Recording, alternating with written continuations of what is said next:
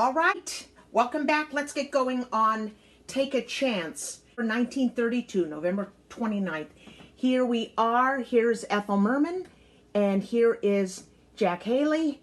For anyone who cares, none of these were damaged when the basement had some water come in, and I keep them in an acid-free archival box, and I treat them very carefully. I only bring them out to show them to you, and some of them came to me in better condition than others, like this one. So I don't want you to think it has to do with like manhandling them or not having great respect, because I'm waiting for somebody to say that. So here we have Take a Chance. We're back at the Apollo Theater where George White Scandals just played. That's not the Apollo on 125th Street. This Apollo is on 42nd Street. Outside is still there. It's part of the two theaters that are the Lyric, Harry Potter, and the Cursed Child is playing. It's really a question for Jennifer Ashley Tepper. She's the most amazing scholar on Broadway theaters. We'll maybe get an answer to that. The outside is there on 42nd Street on the north side. Let's come in here and take a look at Take a Chance. We do have a very formal Lucky Strike ad on the back. We open it up. I thought I was going to get that awesome little who was who, but then I got to the very end. This one came like this. And it's Ada Rehan, who was who. There she is. Here we go. We're going to open it up. This time, there are a lot of cars. The Buick, the Oldsmobile, and the Cadillac. There's more of that advertised. There's also, I'm noticing a couple places where the cost is coming down. Car service, this driver take you around for $8 a day. Now I notice it's in here for $6 a day. Shoes, still lots of shoes. We have Ethel Merman making, look at there, I don't take a chance. Yep, see that? So she's, okay, cigarettes. So we have our Lucky Strike, Old Golds, Chesterfields. Oh, something different now. Between the acts, 9 minutes of solid smoking in, you can get these little cigars. They're actually called between the act little cigars, because that's what you want to smoke when you only have 9 minutes to get back to your seat. Ramesses 2, 10 cigarettes for 20 cents, kind of exotic. And we have Spud, beginning of menthol, and it encourages you not to let that first pack fool you. Right after that, they start tasting good.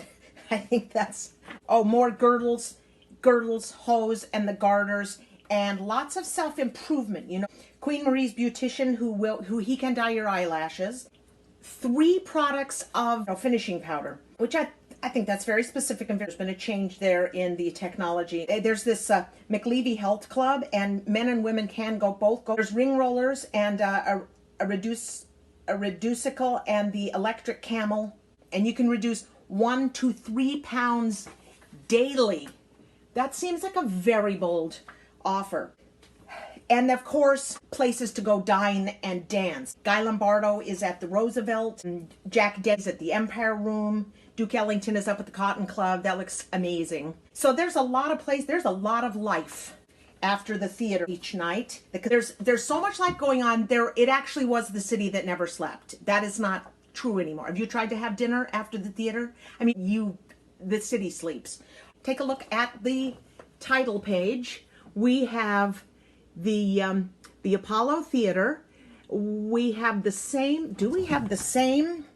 We do. We have the same fire notice. This one is beginning Monday, March 20th, 1933. Lawrence Schwab and Buddy DeSylva.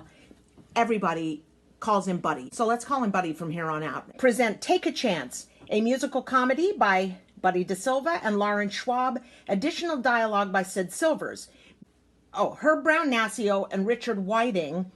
And then this big additional songs by Vincent Youmans. We'll talk about that.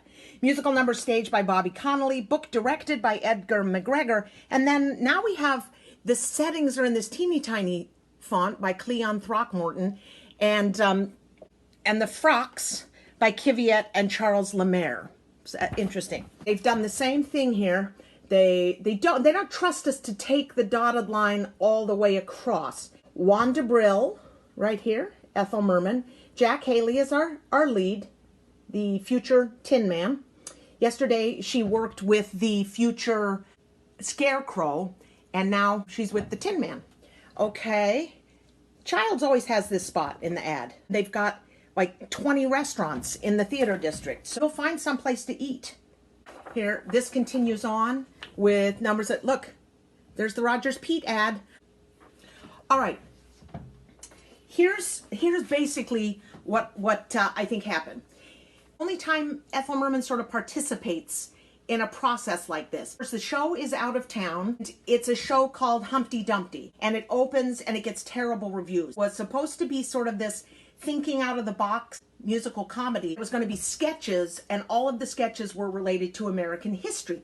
And it was supposed to be this really funny take on that. Nobody laughed. Nobody liked anything except Ethel Merman's songs. Well, this is through that lens. Who knows if that's true. But the show was a flop. Buddy DeSylva brought in Vincent Youmans to see if he could write any songs to sort of... So they wanted to get some better songs for her. Well, Rise and Shine is my favorite. I think that's the end of Act 1. It's the end of Act 1. And that's another one she never really talked about. I don't know why. It's great. It didn't make it into her cycle of greatest hits. One that did was the second number in Act 2. Here it's called Smoothie. It's published and known as You're an Old Smoothie. And then the one that really does live beyond this show is Edie Was a Lady. That they were trying to find something for Merman, and Roger Edens, who has been Merman's pianist and arranger this whole time, he said there was a melody, there was a song he liked that he had heard them playing, that they took out because it was about a soiled dove, a lady with loose morals and business practices. So he said he liked that, and they said, well, that kind of wouldn't fly with the audience. And finally said to Roger, if you think there's something to that Edie song, go ahead and try it. Come up with something.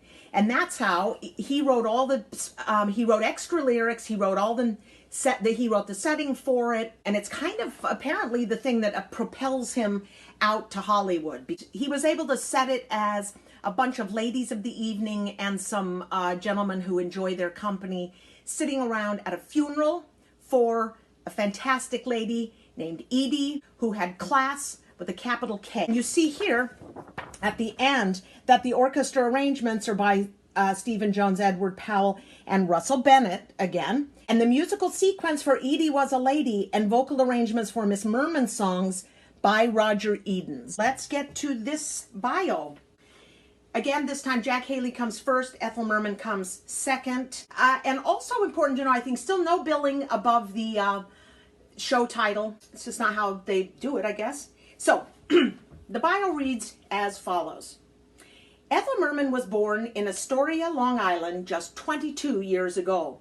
She jumped up from a stenographer's desk 4 years ago to become an overnight sensation in Girl Crazy, with her rendition of Sam and Delilah and I've Got Rhythm. Last season, she was in George White's Scandals, singing Life is Just a Bowl of Cherries, and Ladies and Gentlemen, That's Love. Now recognized as one of the foremost singers of hot songs, she lives in New York and has frequently been heard on the audible screen. Couple of things.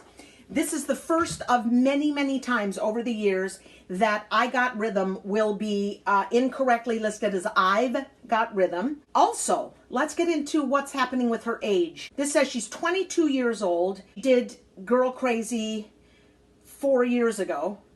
She became an overnight sensation 4 years ago, but that would have made her 18. But we already know she was 20. If you subtract this, this means she would be born in 1910. Now we know she was born in 1909, 1908, and 1912. So here is an entry for a new year, which would be 1910. So that this age, this one never surfaces again. I tend to believe she's 1908. And taking years off is certainly not questionable, but I guess we rarely look back and find like that doesn't make any sense. Okay, so is that it? I think it's it. Okay. All right, then I'll see you for next up. Anything goes. Oh, anything goes.